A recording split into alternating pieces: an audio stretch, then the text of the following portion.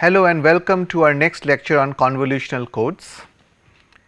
Let's start with a brief outline of today's talk. We would look at the matrix description for convolutional codes. Though these are different from linear block codes, we will try to put in a matrix description. Then we will look at the decoding strategies for convolutional codes. We specifically will look at the WHITBE decoding algorithm. Then we would look at some of the bounds, both performance bounds and bounds on distance, and then we will look at some known good convolutional codes. So, that is the outline for today's talk. Let us start with a quick recap. We have so far studied what are convolutional codes, what is the meaning of a generator polynomial for convolutional codes. Then we looked at the syndrome polynomial matrix, we looked at catastrophic and non-catastrophic convolutional codes, and we defined the free distance of a convolutional code. We also looked at how to calculate the free distance using the modified state diagram. So, if you remember, all convolutional codes can easily be represented in terms of a trellis diagram. If you see, there are certain number of nodes which represent the states. So, here there are 4 states. So, there are 2 memory units in this convolutional code and they corresponds to the state 0 0, 1 0, 0 1 and 1 1. And on the x axis we have the time axis. So, every time an input bit comes in, it either makes a state transition or it does not, but whatever is written on top of the branches represent the output. An input could be either a 0 or 1, because this is an example of a 1/2 encoder. So, if a 1 comes in, we take the lower branch, if a 0 comes in, we take the upper branch. So, if we have to encode 0 0 1 0, so take the upper branch, because 0 0, then take the lower branch 1 and then take the upper branch 0, read out what is written on top of the branches and you have got the encoded bit stream. So, it is very easy to encode using a trellis diagram. We have also seen that any unique input bit stream corresponds to a unique path within the trellis. So, the decoding strategy should be to find out the most likely path in the trellis. We also looked at the matrix description of convolutional codes, and what we figured out is it is possible to have a generator matrix in terms of the G, I, J and L, where we have the input output relationship. So, what we can do is we can have the G L, which is the generator matrix for the convolutional code. You can represent it for a truncated block length of n, because typically a convolutional code can be thought of as having a code with infinite block length, because the trellis can keep going and going up to infinity. So, what we have is a matrix description of a convolutional code which can be represented in the following format. Here you have G0, G1, G2, and we will describe them what they are, up to Gm, where m is the length of the shift register used to generate the code.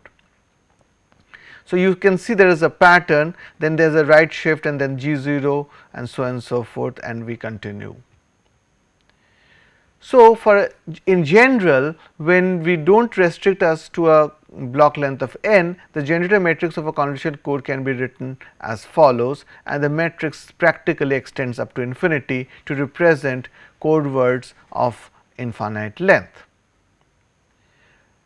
Similarly, if you want to write a generator matrix which is systematic for a systematic convolutional code, we can write as follows, and you can see there are clear demarcations which will give you this is the identity matrix and this is the parity matrix, and so on and so forth. You can continue right up to infinity. We will shortly look at an example to understand how this is done. And once we have this nice looking generator matrix which is in the echelon form, then we can easily write the parity check matrix by using the P naught transpose minus I in the first row and then P1 transpose and so on and so forth in the next one to have the parity check matrix. Let us look at a quick example. So, here we have a 2 by 3 convolutional encoder. If you can see, there are I1 and I2 are the 2 bits which are input, and we have C1, C2 and C3 are the 3 output bits. So, for every 2 bits that come in, we have 3 bits going out. So, the generator polynomial matrix should be a 2 cross 3 matrix, and if you see how C1 is linked to I1, you can see that C1 comes as a summation of this current and a previous one. So, you have this D for the first delay element and D squared second delay element, they are added together, right. So, you have in the first link between the first G11 is D plus D squared. Similarly, C2 is linked with I1 only via the 2 delay units. So, D squared. So, here is the D squared. So, you have C2 linked with I1. So, the second entry is G12 is nothing but D squared and so on and so forth. So, since C2 is also connected to I2, you will have a G22 also entry here. Since all are connected, there are no zeros. So, we have learnt how to write the generator polynomial matrix. Given any circuit for a convolutional encoder, we can quickly write down the generator polynomial matrix in this case, but from here we will go to the generator matrix. So, if you see that we have this G11 as D plus D squared, G12 as D squared and so on and so forth up to G23 as D. So, we have written them down right here, and we now look at those matrix G0 and we look at the constants, the coefficients of D0 in the generator polynomial. Since there are no constant terms in any of the generator polynomials, the G0 is nothing but all 0 matrix. Now, we want to write G1. Please note, what we are trying to do is write these coefficients here. So, we are trying to figure out this G0, G1, G2 and so on and so forth up to Gm. Once we have that, they are nothing but right shifted versions, and please note each one of them is a matrix. So, what we have done is we have figured out what is G0. Now, if you look at G1, we are looking at the coefficients of D1, d raised to power 1 in the generator polynomials. So, first row, first column entry of matrix G1 corresponds to the coefficient d raised to power 1 in G11. So, we can go back and we look at, okay, there is 1. So, there is d raised to power 1. So, coefficient is 1, and similarly we go ahead and look at it. If for G12 we look at the first row, second column entry corresponds to the coefficients of D1 and so on and so forth.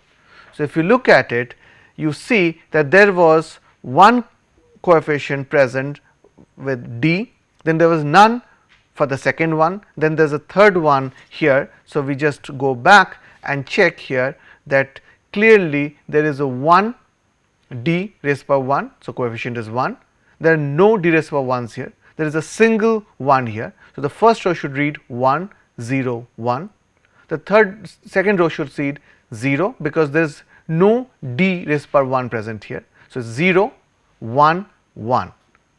So, if you go back 1 0 1 0 1 1. Similarly, if you have to write G squared, then you have, yes, it is present. So, it is 1 1 1 1 0 0 because d squareds are not present in these two. So, 1 1 1 1 0 0. So, that gives you G2. So, it is very easy to write G1, G2 and so forth up to Gm, but please note in our case m was equal to 2. So, we stop here and we start writing our coefficients. So, this is G0, this is G1, G2 and then zeros continue forever, and then you start with 0 0 0 matrix and then it is a shifted version. This is G0, G1, G2 and so on and so forth, G0, G1, G2. So, you now have a generator matrix for the convolution encoder. Now, we come to the most important part of convolutional code, which is the decoding part. We have seen that the encoding is very easy, very hardware friendly, extremely easy to perform in terms of a trellis code. So, the computational complexity is minimal at the encoding side, but if you look at the decoding, we have a little bit of difficulty. It is a slightly involved process, as we will figure out. So, there are three important decoding techniques for convolution encoders: threshold decoding, sequential decoding and the most famous WHITBE decoding. The sequential decoding technique was originally proposed by Wozencraft in 57, and it has an advantage that it can perform very well with long constraint length convolution code, but it has a variable decoding time. So, it is not so suited for real time operations. The second technique, which is the threshold decoding, is also known as the majority logic decoding, was proposed by Massey in 63, and the threshold decoders were first commercially produced decoders for convolutional codes. So, they had a lot of merit, but the optimal WHITBE decoding developed by Andrew WHITBE in 67 really has been the mainstay, has been the choice best decoding technique which is used in the industry today. So, why is WHITBE decoding so popular? Well, it has some very good advantages, a highly satisfactory bit error rate performance, very high speed of operation, very easy, hardware friendly to implement and low cost. So, these are the reasons why WHITBE decoding has become very popular. The threshold decoding in comparison to WHITBE decoding had an inferior bit error rate performance. So, the threshold decoding is closest practically to block decoding, and it requires the calculation of syndromes, and syndrome is a sequence because the information and the check bits occur as sequences. So, the syndrome is a sequence. But let us now focus on the WHITBE decoding algorithm, which is a fixed time decoding algorithm. So, the decoding time does not really vary in terms of the input that is coming in. It is also extremely hardware friendly. It can be easily put on FPGAs, but its computational requirement is high. So, there is no free lunch, and it grows exponentially as a function of the constraint length. So, in real life, the constraint length of 15 or less is typically the ones for which WHITBE decoding is popularly used. So, let us spend some time looking at this optimal decoding strategy, and we will spend a few slides looking at how and why WHITBE decoding does an optimal decoding. So, this optimal decoding technique results in a minimum probability of error. So, let us say the probability of R giving C, where R was the received vector and C was what was sent. So, that will be the conditional probability of receiving R given C was sent, and we can state that the optimal decoder is the maximum likelihood decoder with the decision rule to choose the code vector estimate C hat, okay, for which the log likelihood function ln p R given C is maximum. See, we want to maximize this probability of R being received given C was sent, and we would like to use the log likelihood function. So, if we consider binary symmetric channel where the vector elements of C and R are denoted by Ci and Ri, because if you remember, we are decoding a long sequence and this is encoded using a trellis diagram. So, for the entire chain, so P R given C is nothing but the product of P R I given C I, and n is the length of the sequence. This product necessitates the use of a log function in front, and we have this log likelihood function ln P r given C, and the log converts the product into an addition. So, that makes life simpler for us. So, let us assume that R I is received given C I was sent, the probability is P, R I not equal to C. So, that is the probability of error, and 1 minus P, then R I is equal to C.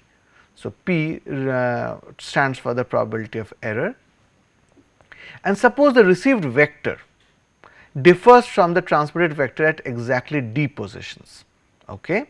So, there are d errors that have happened. Then we can simply plug in, and the log likelihood function now looks like ln p r given C. R is a sequence of received bits, and C is the sequence of transmitted bits. It just comes out to be as follows. This is coming directly from this log likelihood function, and you can write it as follows. So, we assume that probability of error p is less than half, right, and we also known as that n log 1 minus p is a constant for all code vectors. So, now we can make a statement that the maximum likelihood decoding rule for binary symmetric channel is to choose the vector estimate C hat, which minimizes the Hamming distance between the received vector R and the transmitted vector C. So, our aim is to have a decoding strategy that minimizes this Hamming distance. So, for soft decision decoding in additive white Gaussian noise with single sided noise power n naught, the likelihood function can alternatively be written as follows. So, this we have studied in our communication theory course, but so far for hard decision decoding with d errors we have already derived the expression. So, the maximum likelihood decoding rule for additive white Gaussian channel, right, with soft decision decoding is to minimize the squared Euclidean distance between R and C, and the Euclidean distance is given as follows. So, the WHITBE decoding works by choosing that trial information sequence where the encoded version is closest to the received sequence. So, if you are using hard decision decoding, then it is in terms of the Hamming distance. If you are using soft decision decoding, we are using in terms of the Euclidean distance, squared Euclidean distance. So, for hard decision decoding, we will be using Hamming distance as a measure of closeness between the two sequences. So, when we say we are looking at a decoding strategy to pick out the most likely sequence that was sent, then we are finding out the closest sequence with respect to the received sequence. Let us understand this using a simple example. So, suppose we have a rate 1/3 convolution encoder. So, you can see that the input is a single bit and output are 3 bits, and the number of states in the trellis should be 4 because there are 2 elements in the memory.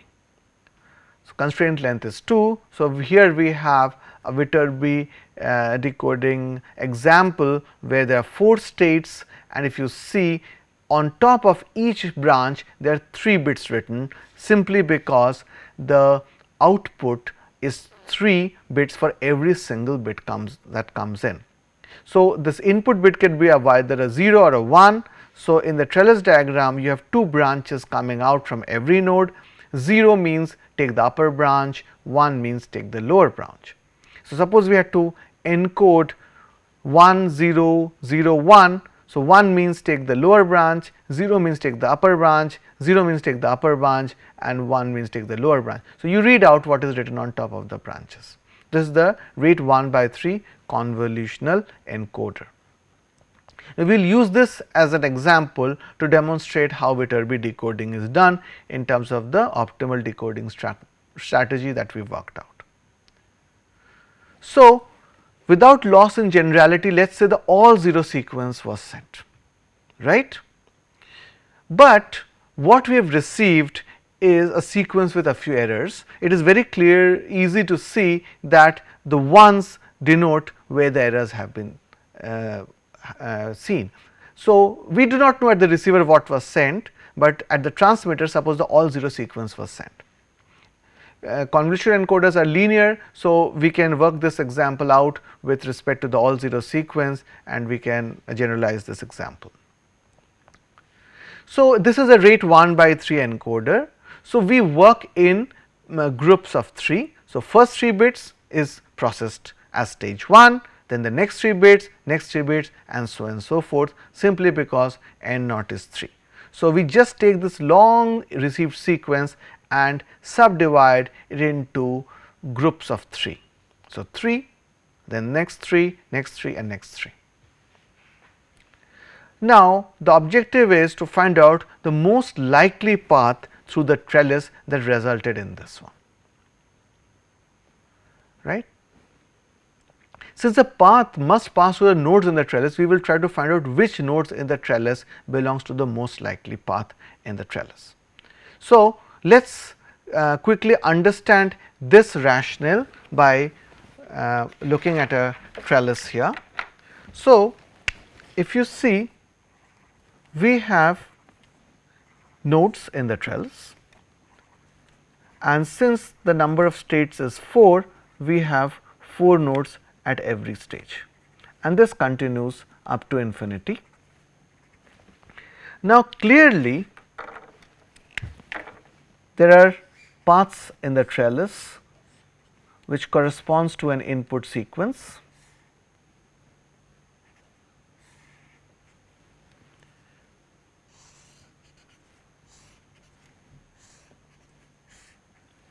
and some sequence has been transmitted which results in a particular path. So, we do not know which one is it, but it will keep going, and so on and so forth, and this continues up to infinity. The problem is that as we go along the time axis, the number of path grows exponentially.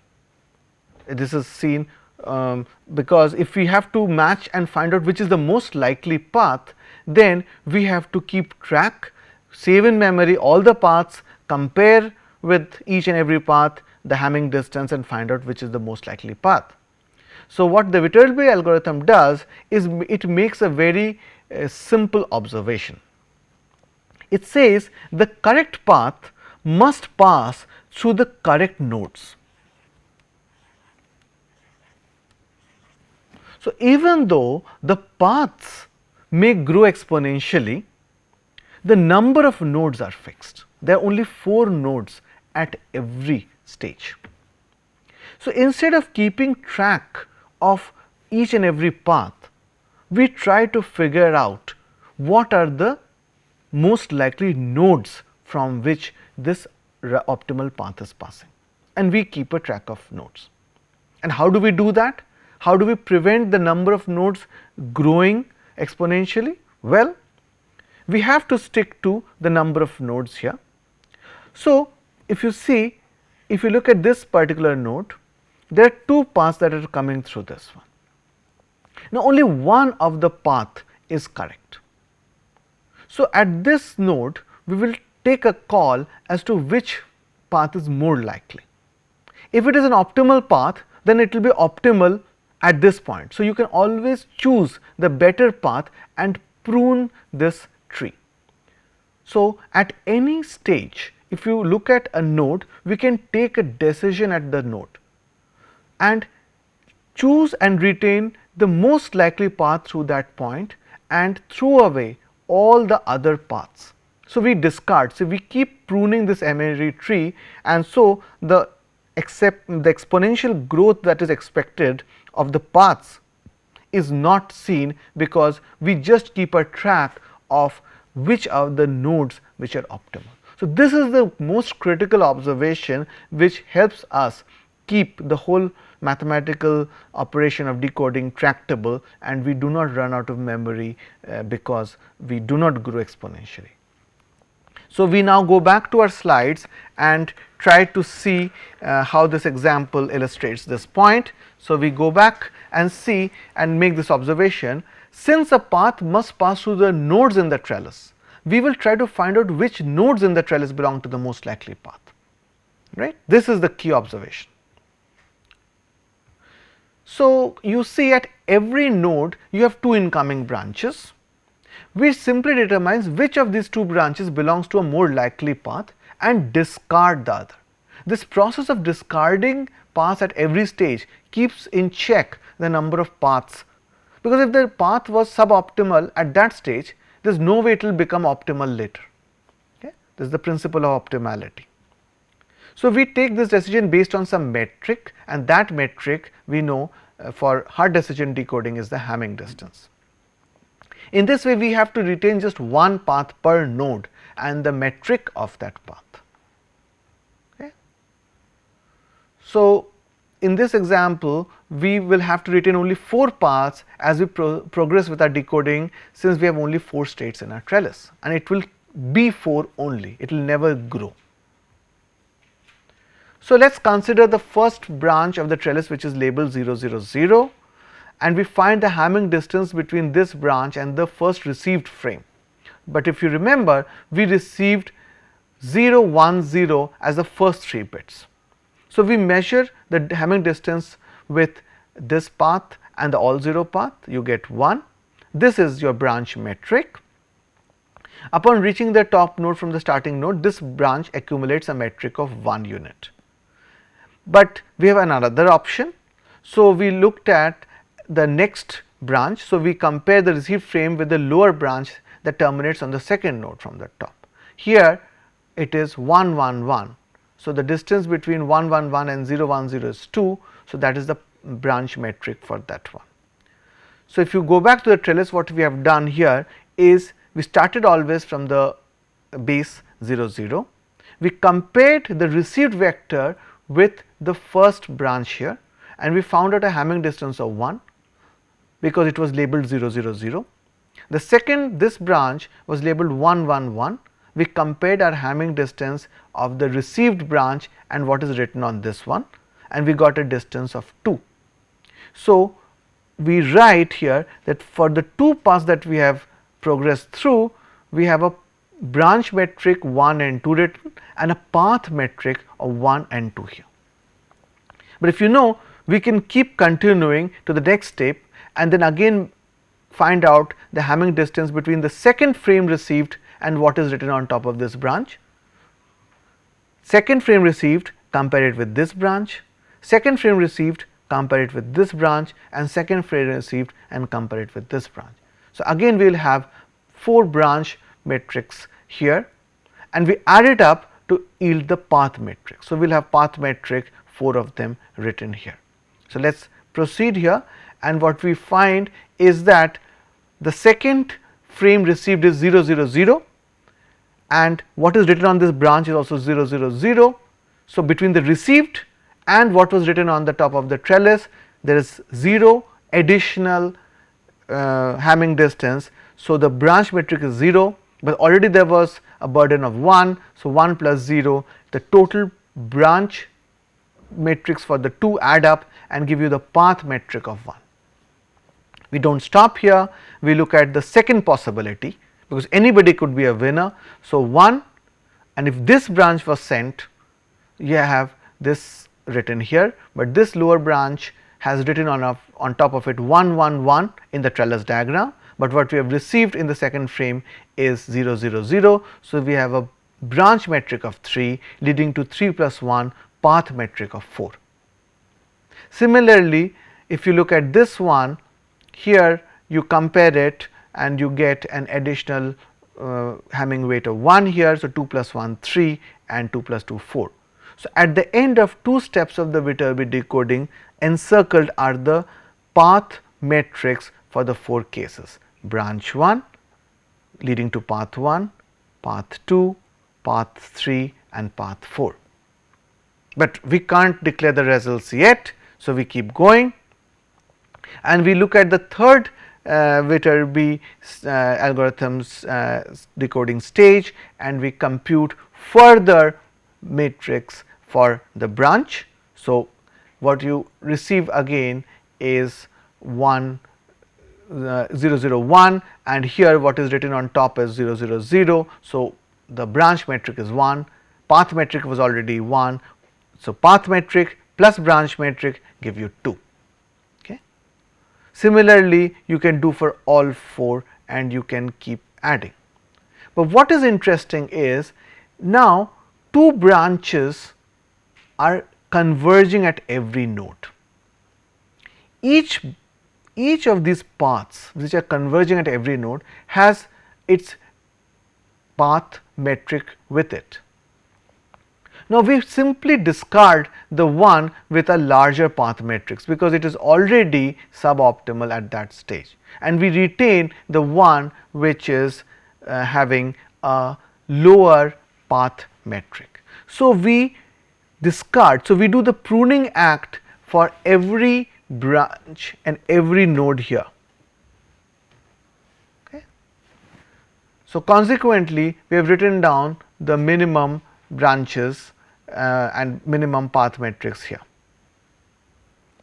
So, at the end of 4th stage, we repeat this operation and we keep doing it here. So, we have at the end of 4th stage a path metric of 2, 3, 4 and 5. Clearly, we can see that this first branch has accumulated minimum Hamming distance and is the most likely winner up to this point. Okay. So, what it says is we have received a certain sequence. Suppose this all 0 sequence was sent, then the Hamming distance is 2. Suppose the 0 0 0 0 0 0 1 1 1 was sent, then the Hamming distance sequence to sequence would be 3. Similarly, if you look at this one, it will be 4. So, we have already highlighted the one with the minimum path metric, and suppose you look at this path, then it will be 5. So, yes, we have 4 choices, but we already know which one appears to be the winner.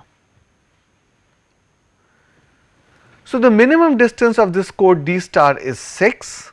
So, the number of errors it can correct per frame is equal to D star minus 1 by 2. This is the smallest integer less than or equal to. So, that is 2. So, in this example the maximum number of errors per frame was 1. So, it could be corrected, and we look at the surviving paths for first case, and we say that if all the surviving paths cross the same nodes, then a decision regarding the most likely transported path can be made up to the point where the nodes are common. So, please note we have introduced this notion of discarding paths, and whatever remains are the surviving paths. So, you can choose a time when you can declare the results, and we will show it by a decoding window. So, to build a practical WHITBE decoder, because we can keep going on and on, but one must choose a decoding window of WHITW, after which we will say enough is enough, time to declare the result. So, at a given time frame f, the decoder examines all the surviving paths to see if they agree in the first branch. This branch defines a decoded information frame and is passed out to the decoder. Okay. So, if you see in the previous example, it is too early to declare the result, but if you see that these two are the most likely paths and they agree in the first 2 branches. So, you can start declaring the results, or you can wait till the end of the decoding time frame and then declare the results.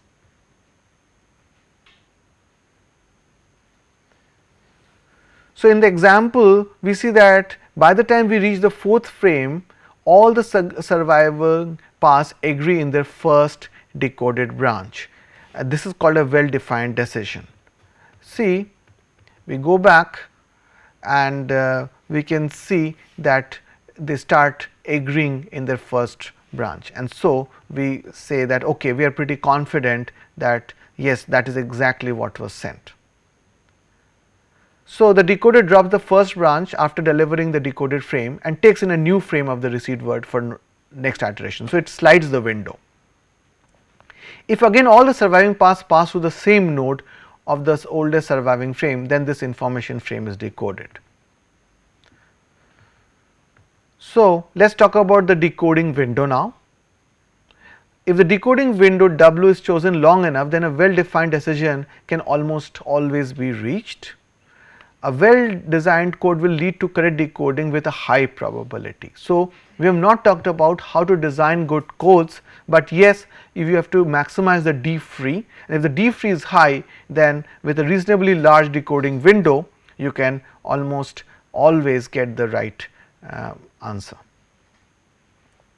So, a well designed code carries meaning only in the context of a particular channel. So, different kinds of channel may require different design constraints for your WHITBE, for your convolutional encoder. The random errors introduced by the channel should be within the error correcting capability of the code. So, the WHITBE decoder can be visualized as a sliding window through which a trellis is viewed, and the window slides to the right as new frames are processed and older results are declared. The surviving paths are marked on the portions of the trellis which is visible through the window. As the window slides, new nodes appear on the right and some of the surviving paths are extended to the new nodes while other paths disappear. So, this is like a visual of the decoding window. This is a semi-infinite trellis.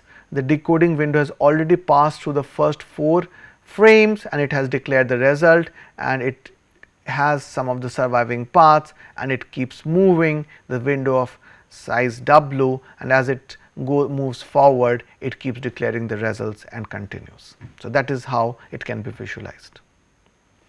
Now, it may be possible that in some cases the decoder reaches a well defined decision, but a wrong one. It is possible, right? If the number of errors are more than it can correct, it will go and declare a result which is incorrect. If this happens, the decoder has no way of knowing that it has taken a wrong decision. Okay? Now, based on this wrong decision, the decoder will take more wrong decisions. So, error propagation will happen. But if the code is a non-catastrophic code, the decoder will recover from the errors. So, we have already studied catastrophic and non-catastrophic codes. So, this is the implication of that. So, this is an example of an incomplete decoder in the WHITBE decoding process. Okay. Now, let us spend some time looking at the distance bounds. So, we have already looked at encoder and the decoder for convolutional codes. Now, we have already talked about D free, and then quickly let us look at some of the bounds on this D free or minimum distance of the codes. So, upper bounds can be computed on the minimum distance of a convolutional code, that is a rate r is equal to k naught over n naught and a constraint length nu equal to m k naught. These bounds are similar in nature and derivation to those for block codes, but some of the bounds are not really tight, but still it gives us a fair idea. Right. So, for a rate r and constraint length nu, let d be the largest integer that satisfies h, which is the entropy function d over n naught nu, that is less than or equal to 1 minus r. So, this is the entropy function h of x minus x log to the base 2 x minus 1 minus x log to the base 2 1 minus x, right. And for a binary code with rate 1 by n naught, the minimum distance d min satisfies this constraint. D min is less than or equal to n naught nu plus n naught over 2. So, we basically get a feel that this n naught has to be large and the constraint length has to be large in order to have larger minimum distances. It gives us a feel for it. And there is a Heller bound for D free, which is given as follows: minimum j greater than or equal to 1, n naught by 2, n naught is the output frame, code word frame, 2 raised by j over 2 raised by j minus 1, nu plus j minus 1, nu is the constraint length. To calculate the upper bound on the right hand side should be plotted for different integer values of j. So, j is an integer and the upper bound is the minimum of this plot. Now, let us look at some performance bounds. So far we have looked at distance bounds. Now, we talk about performance bound in terms of the bit error probability PB. Okay. So, we will first define the first event error probability, which is the probability of an error for sequences that merge with all 0 correct path for the first time at a given node in the trellis. So, that is called the first event error probability. So, we are trying to not find an exact expression for the bit error probability PB, but an upper bound on the error probability. Again, this is again to give us a feel for the subject. So, let C prime differ from the all 0 path in d bits. What is C prime? It is the sequence received. What is transmitted? All 0 path, without loss in generality, because we are looking at a standard linear code which is convolutional code, and d errors have happened. So, a wrong decision will be made by the maximum likely decoder if more than d by 2 lower integer errors occur, where x is the largest integer less than or equal to x.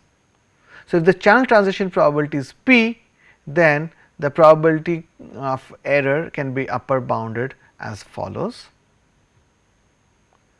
Now, there would be many paths with different distances that merge with the correct path at a given time. Please remember, there could be many paths that are in the trellis with different distances, and where we have defined the first error probability as the one which merges back with the all 0 path.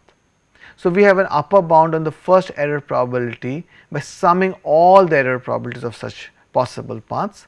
So, we have done that, and if you remember, the number of paths were easily found out by the modified state diagram, and TD was the expression we had found out. So, we now obtain the upper bound P less than or equal to TD, where D is equal to 2 under root P 1 minus P.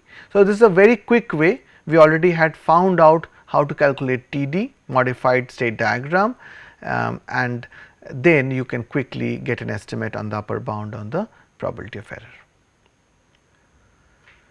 So, what we can do is, if you are talking about PB, we upper bound PB in terms of the pairwise error probability, and with a little bit of algebra you can look at that del t by del I, where this is the augmented modified state diagram, T d I again evaluated I equal to 1 and D is equal to 2 under root P 1 minus P. So, that gives you an upper bound on the PB. Now, we change gears and we talk about an octal representation, and we will now look at some of the known good convolutional codes. So, in literature they are succinctly written in terms of the octal representation. So, we show it by an example. It is just a matter of representing the generator polynomial matrix for convolutional code. Suppose rate is half, nu is 4, and we say the octal notation for this convolutional decoder is 15 and 17. What does it mean? Well, we are trying to say something. We are trying to tell you the components of the generator polynomial matrix. So, octal 15 is 15. 15 is nothing but 1 dash 5, that is nothing but 1 dash in binary 101. So, we have this first one as 1, and then 101, if you see, is the coefficient for d, d squared and d cubed. So, this first one is the coefficient for d raised to power 0. So, you have 1, 1, 0, 1. Just look at the coefficients of d raised to power 0, d raised to power 1, d raised to power 2, d raised to power 3. So, the G1 will be 1 d d cubed.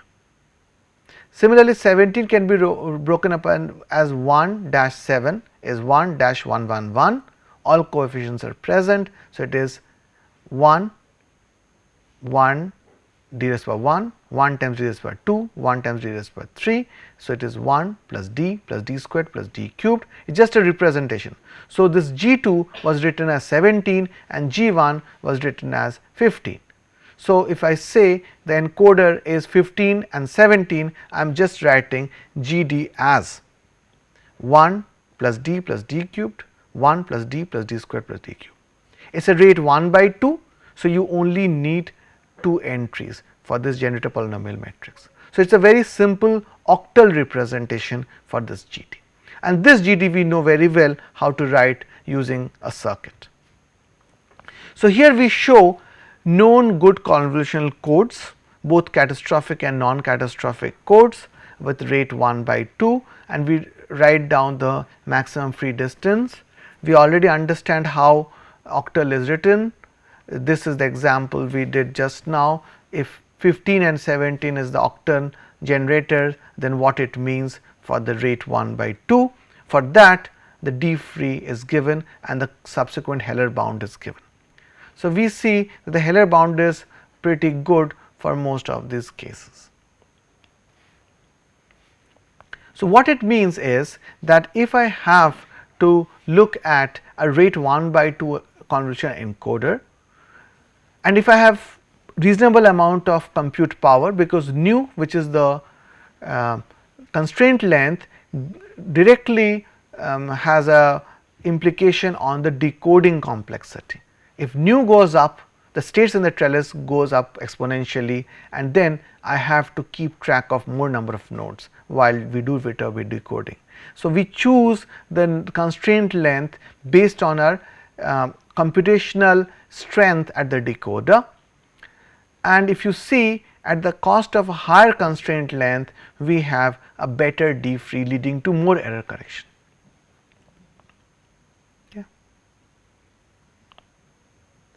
Similarly, if you look at rate 1 by 3 encoder, we have again constraint lengths and octal generator, but clearly there should be 3 entries now because it is rate 1 by 3. So, there should be 3 G1D, G2D and G3D for the generators, and again you have got this D free constraint here. So, rate goes down and you have a higher D free here, and these are the best in their class. So, they have been found by computer searches, and this is the best D free that you can get with this. So, now we summarize what we have done in today's class. We started off with the matrix description of convolutional codes, then we looked at different decoding strategies and we focused on the WHITBE decoding strategy for convolutional codes. Then we looked at bounds on minimum distance and also performance bounds. Finally, we looked at some good known convolutional codes. We of course looked at some examples on the way. So, with that we come to the end of this lecture.